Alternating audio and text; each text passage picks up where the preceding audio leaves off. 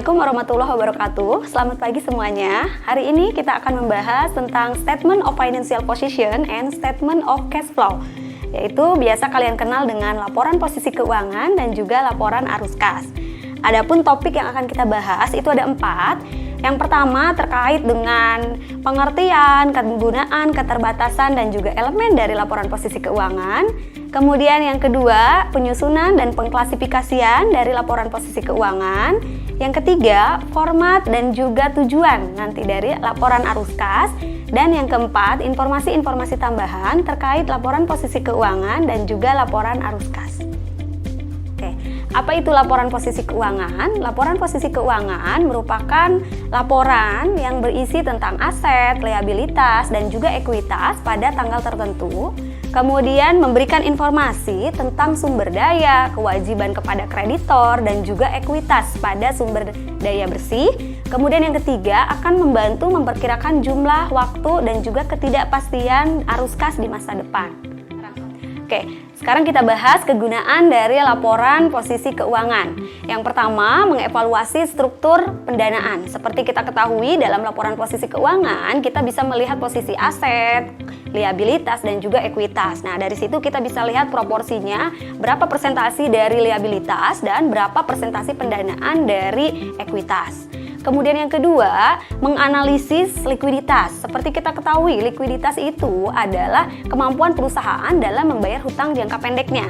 Jadi nanti di situ kita bisa melihat berapa posisi current asset atau aset lancar, apakah bisa memenuhi kewajiban lancarnya atau liabilitas lancar. Kemudian yang ketiga, kita menganalisis solvabilitas. Solvabilitas itu adalah kemampuan perusahaan untuk membayar hutang jangka panjang. Nah, di situ bisa kita lihat apakah perusahaan mampu membayar hutang jangka panjang pada saat jatuh tempo. Kemudian yang ketiga, kita akan menilai fleksibilitas keuangan. Nah, di mana fleksibilitas keuangan ini ketika perusahaan punya likuiditas dan solvabilitas yang bagus, ini akan berpengaruh pada fleksibilitas keuangan. Utang perusahaan yang mempunyai hutang yang lebih besar itu tentunya akan lebih tidak fleksibel dibandingkan dengan perusahaan yang mempunyai hutang yang lebih kecil. Kemudian keterbatasan dari laporan posisi keuangan. Yang pertama, terdapat beberapa pilihan pengukuran untuk aset tertentu yang tidak semuanya itu menggunakan nilai wajar, sehingga kurang mencerminkan nilai wajarnya. Kemudian yang kedua, untuk aset-aset tertentu yang sifatnya intangible asset atau aset tidak berwujud yang dihasilkan dari perusahaan gitu ya, dari dalam internal perusahaan itu sendiri dan sulit diukur, itu tidak bisa kita klaim sebagai intangible asset. Kemudian yang ketiga, laporan posisi keuangan ini menggunakan judgement dan juga estimasi. Contohnya apa? Contohnya pada saat kita menentukan masa manfaat dari aset. Kemudian selanjutnya terdapat beberapa rekayasa terkait dengan off balance sheet gitu ya. Misalnya untuk sewa itu tidak terlihat di dalam neraca atau laporan posisi keuangan. Oke, tadi sudah dibahas sepintas ya terkait dengan elemen. Jadi elemen dari laporan posisi keuangan itu ada 3. Yang pertama ada aset, kemudian yang kedua ada liability, dan yang ketiga ada equity. Nah, apa itu aset? Aset itu adalah sumber daya yang dimiliki oleh entitas. Kemudian hasilnya sama berasal dari kejadian masa lalu. Contoh, kita punya mesin sekarang, itu dibelinya tidak sekarang kan, dibelinya di kejadiannya di masa lalu. Kemudian yang ketiga, manfaat ekonomis di masa depan yang diharapkan mengalir ke dalam entitas. Jadi ketika kita punya aset, kita mengharapkan aset tersebut selanjutnya bisa dipakai untuk memproduksi barang yang kita punya. Kemudian yang kedua, liability. Liability ini adalah kewajiban saat ini pada suatu entitas. Munculnya sama dari kejadian masa lalu. Nah, kemudian penyelesaiannya diharapkan dari hasil arus kas keluar gitu ya, dari sumber daya yang memang kita miliki sebagai manfaat ekonomis tadi. Kemudian yang ketiga, equity. Nah, equity ini kalau kita masih ingat tentang dasar akuntansi bahwa aset sama dengan liabilitas ditambah ekuitas. Berarti equity itu adalah aset dikurangi dengan liability. Oke, kita mulai di elemen yang pertama yaitu aset. Nah, aset ini terdiri dari 2, ada non-current asset dan ada current asset. Kita bahas yang pertama dulu, non-current asset. Non-current asset itu elemen-elemennya ada long term investment, kemudian property, plant and equipment, intangible asset, dan juga other asset. Kita bahas yang pertama dulu terkait dengan long term investment atau investasi jangka panjang. Nah, investasi jangka panjang ini apa saja contohnya? Yang pertama, investasi jangka panjang ini bisa berupa saham, kemudian obligasi, ataupun wesel jangka panjang. Kemudian yang kedua, contohnya special funds atau dana khusus. Dana khusus ini bisa ditujukan untuk ekspansi misalnya. Kemudian yang ketiga itu adalah tangible asset yang sifatnya bukan operasional perusahaan. Contohnya apa? Contohnya land for speculation. Jadi kita membeli tanah tujuannya memang untuk spekulasi. Ketika harga tanah tersebut tinggi maka akan kita jual. Kemudian yang keempat ada investasi yang memang kita tujukan untuk bukan untuk anak perusahaan gitu ya. Nah, selanjutnya di sini investasi jangka panjang itu dibagi ke dalam 3 bagian. Ada yang namanya held for collection, ada trading, dan ada non trading. Nah, untuk held for collection artinya dimiliki hingga jatuh tempo. Nah, di sini tipenya adalah debt. Jadi tipe investasinya adalah hutang. Nah, kemudian penilaiannya ini bisa menggunakan amortisasi cost. Adapun klasifikasinya bisa masuk investasinya itu bisa masuk jangka panjang ataupun jangka pendek. Jadi bisa current ataupun non current. Kemudian yang kedua, trading. Trading ini klasifikasinya bisa berupa debt ataupun equity. Jadi investasinya bisa investasi hutang atau investasi ekuitas. Nah, untuk penilaiannya kita menggunakan fair value. Nah, khusus untuk trading ini klasifikasinya hanya berdasarkan jangka pendek saja atau current. Kemudian yang ketiga, ini ada non-trading equity. Nah, non-trading equity sama tipenya juga fair value, tetapi di sini untuk penilaiannya dan juga klasifikasinya dia bisa termasuk current ataupun non-current. Itu tadi untuk investasi. Sekarang ke non-current asset yang kedua, yaitu property, plant and equipment. Property, plant and equipment seperti yang kita ketahui ada tanah, beda ya dengan tanah yang tadi. Kalau tanah yang tadi memang digunakan untuk spekulasi, kalau tanah yang ini memang digunakan untuk operasional perusahaan. Kemudian ada building, ada mesin, dan lain sebagainya. Bisa dilihat di dalam statement of financial position, potongan dari laporan keuangannya, ada non-current asset, terdiri dari long term dan juga property, plant and equipment. Oke, masuk ke kategori yang ketiga dari non-current asset, yaitu intangible asset atau aset tidak berwujud. Contohnya apa aset tidak berwujud gitu ya? Ada paten, copyright, franchise, goodwill, trademark. Nah, ketika kita mau memilih franchise itu asetnya tidak berwujud kan, tidak terlihat. Tetapi ada harga yang harus kita bayar gitu ya. Ada yang harus kita bayar untuk mengklaim si franchise tersebut. Kemudian selanjutnya ada other asset. Nah, other asset atau aset tidak lancar lainnya itu seperti ada long term prepaid expense gitu ya, atau sewa dibayar di muka tetapi sifatnya adalah jangka panjang. Kemudian ada juga non current receivable, artinya di sini piutang tetapi piutangnya itu jangka panjang. Kemudian ada juga aset and special fund, tadi dana khusus, kemudian property held for sale gitu ya. Jadi memang properti tapi digunakan akan untuk dijual, bukan tadi untuk operasional perusahaan. Nah, kita bisa lihat di statement of financial position yang ada di sini gitu ya. Ada long term, kemudian property, intangible asset, dan juga other asset. Oke, selanjutnya kita bahas current asset atau aset lancar. Nah, apa saja yang masuk ke dalam aset lancar? Yang pertama ada inventory. Nah, inventory nanti penilaiannya kita akan menggunakan LCNRV atau lower of cost or net realizable value, nilai mana yang terendah antara biaya dengan NRV-nya atau nilai realisasi bersih. Kemudian yang kedua ada prepaid expense gitu ya. Prepaid expense itu valuation-nya atau pengukurannya itu berdasarkan cost. Kemudian yang ketiga ada receivable, piutang. Piutang pengukurannya menggunakan estimasi pada saat tidak tertagih atau tertagihnya. Kemudian yang selanjutnya ada short term investment. Nah, untuk investasi jangka pendek ini kita menggunakan fair value. Kemudian ada cash and cash equivalent. atau kas dan setara kas. Ini menggunakan fair value. Nah, apa sih sebenarnya yang dimaksud kas dan juga setara kas gitu ya? Jadi kas yang memang tadi kita sudah membahas tentang current asset. Bedanya apa dengan non current asset? Kalau kas itu dan aset lain yang memang diharapkan perusahaan bisa diubah menjadi uang dalam jangka waktu kurang dari 1 tahun. Sedangkan kalau non current asset tadi itu lebih dari 1 tahun gitu ya. Bisa dilihat di dalam laporan posisi keuangannya komposisi dari current asset itu sendiri. Oke, elemen selanjutnya yaitu equity. Apa saja sih yang termaksud dari ekuitas ini? Yang pertama ada share capital ordinary, yaitu saham biasa. Kemudian ada share capital preference, saham preference. Kemudian ada share premium. Kemudian ada return earning atau laba ditahan. Kemudian ada accumulated other comprehensive income.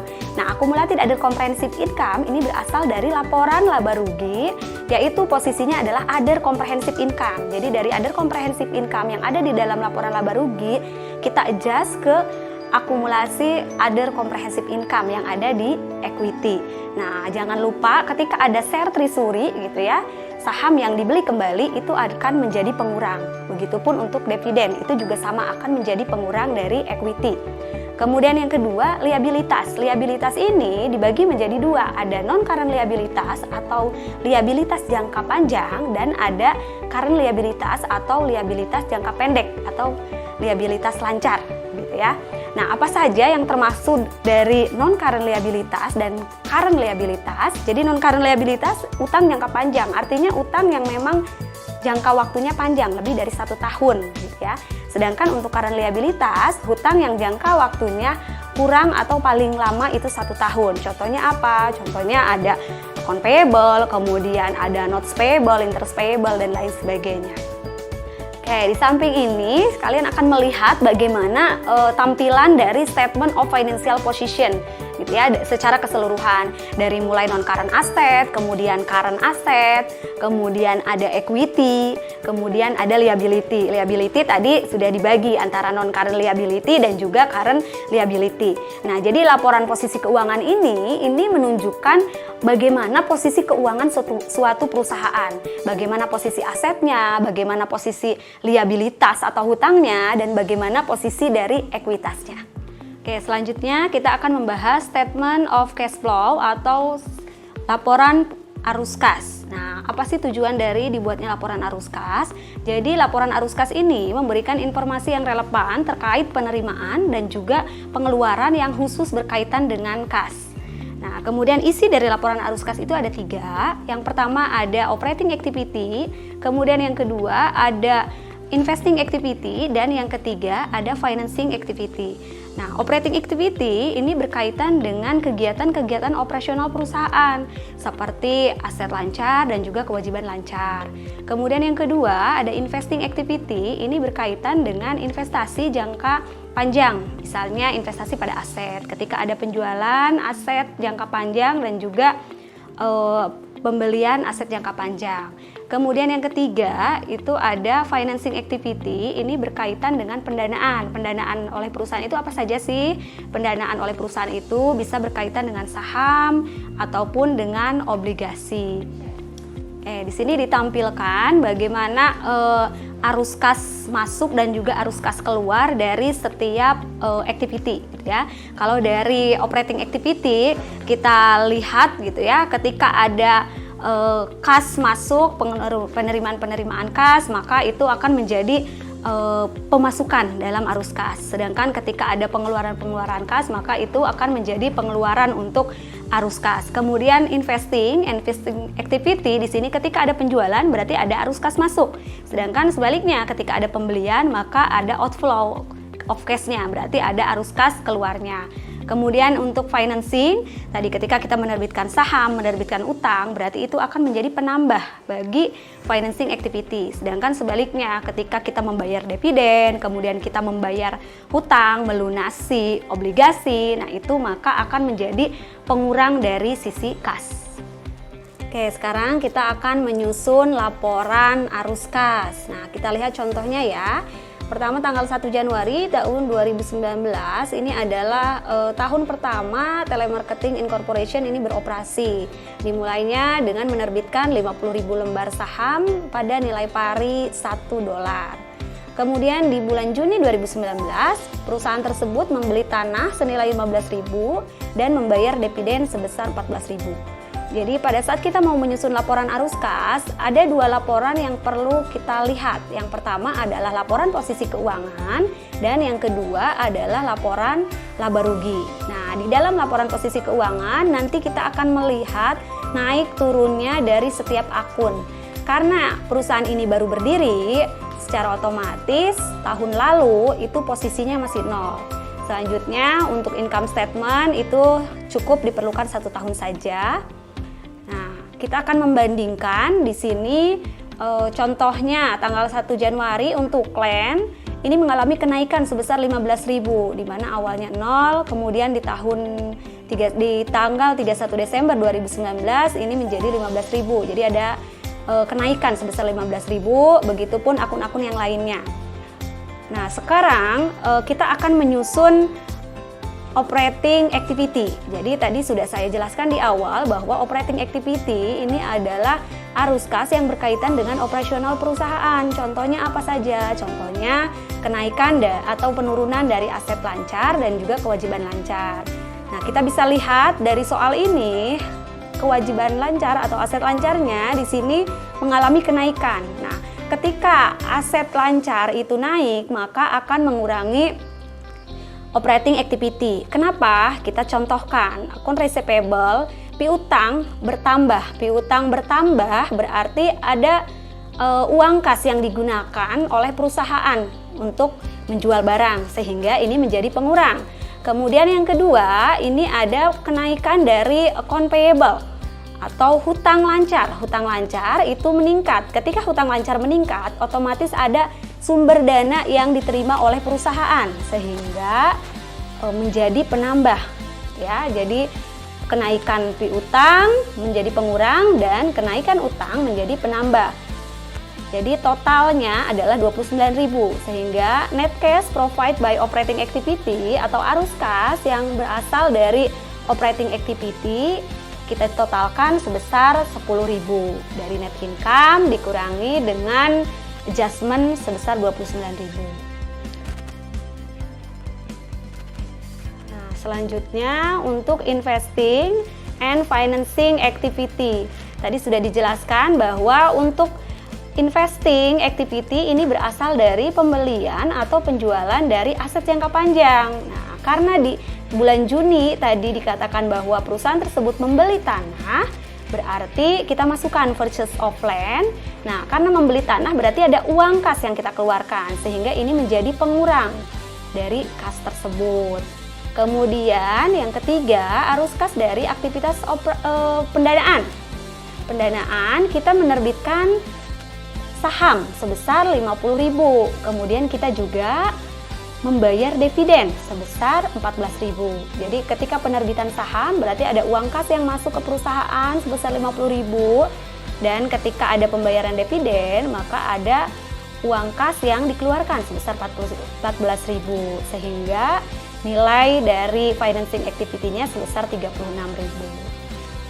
Setelah kita totalkan net increase in cash-nya itu dari 10.000 dikurangi 15.000 ditambah dengan 36.000 hasilnya adalah 31.000. Cash at beginning of year-nya, kas awal tahun karena perusahaan baru berdiri maka cash awal tahunnya itu 0 sehingga cash pada akhir tahunnya 31.000 ditambah 0 itu sama dengan 31.000.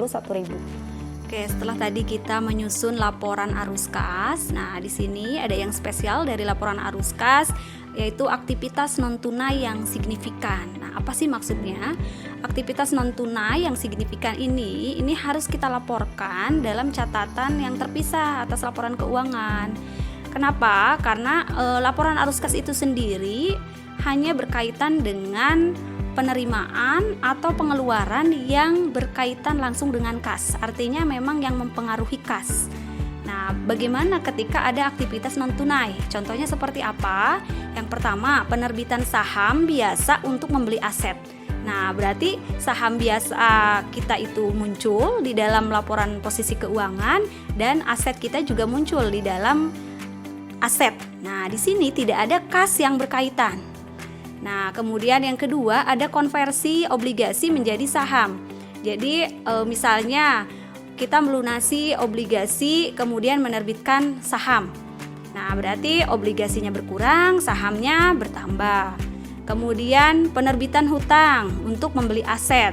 Jadi kita membeli aset dengan cara hutang, bukan dengan cara kas gitu ya, bukan tunai. Kemudian ada juga pertukaran aset jangka panjang. Nah, untuk aktivitas-aktivitas seperti ini tidak perlu dimasukkan ke dalam laporan arus kas, tetapi dimasukkan ke dalam cash flow note gitu ya. Ini seperti ini contohnya. Kita bisa lihat gitu ya, di dalam kasus yang ini ternyata ada cash flow note. Apa itu cash flow note-nya? Ini ada not cash investing and financing activity. Jadi dia membeli equipment dengan menerbitkan utang. Nah, sehingga nilai yang 50.000 ini tidak kita masukkan kepada financing activity maupun kepada investing activity. Oke, selanjutnya kita bahas ada free cash flow analysis. Jadi free cash flow analysis ini kita lihat dari operating activity. Berapa nilai operating activity? Dari soal di atas kita bisa lihat nilai operating activity itu 411.750. Nah, kita kurangkan dengan capital expenditure. Apa itu pengeluaran modal? Pengeluaran modal itu adalah biaya-biaya yang dikeluarkan untuk membeli modal tersebut. Contoh, membeli equipment dan juga membeli land gitu ya. Jadi 182.500 ditambah 70.000, nilainya adalah 252.500. Kemudian dikurangi dengan dividen sebesar 19.800. Jadi free cash flow-nya adalah 139.450. Kenapa kita perlu menghitung free cash flow? Agar kita bisa tahu sebenarnya uang cash yang aman gitu, yang bisa kita belanjakan itu berapa gitu ya, yaitu sebesar 139.450. Oke, selanjutnya kita bahas notes to the financial statement atau catatan atas laporan keuangan. Nah, catatan atas laporan keuangan biasanya isinya terkait dengan kebijakan akuntansi gitu ya, kebijakan akuntansi terkait prinsip, dasar, konvensi, aturan, dan juga praktek khusus yang memang diterapkan oleh perusahaan dalam menyiapkan dan juga menyajikan informasi keuangan. Kita bisa lihat contohnya di sini untuk kebijakan akuntansi, untuk akun inventory, bahwa inventory ini dia memakai LCNRV atau lower of cost or not realizable value gitu ya. Kemudian yang kedua di sini ada juga item-item property, plant and equipment. Contohnya seperti tanah, building. Jadi ini tergantung dari perusahaan itu sendiri. Apa aset yang dimiliki oleh perusahaan gitu ya, bisa tanah, building, atau misalnya ada mesin gitu ya. Nah, jangan lupa dimasukkan juga akumulasinya. Kemudian piutang, di sini piutang kita lihat contohnya ada yang jenisnya trade receivable gitu ya, ada piutang yang lainnya gitu. Kemudian yang poin ketiga di sini ada inventory juga gitu ya. Inventory tergantung dari perusahaannya itu sendiri. Jika manufaktur berarti ada finished good, ada work in process gitu ya, dan juga barang bahan bakunya. Kemudian yang ke poin keempat itu ada provisi gitu ya. Provisi di sini bisa kita lihat provisi terkait dengan impairment. Jadi ini akan mengurangi trade receivable atau piutang dagang. Oke. Sekian pembelajaran kita tentang laporan posisi keuangan dan laporan arus kas. Jangan lupa dikaji kembali ya materi pembelajaran hari ini. Tetap semangat dan jaga kesehatan. Oke, sampai bertemu di video pembelajaran selanjutnya. Wassalamualaikum warahmatullahi wabarakatuh.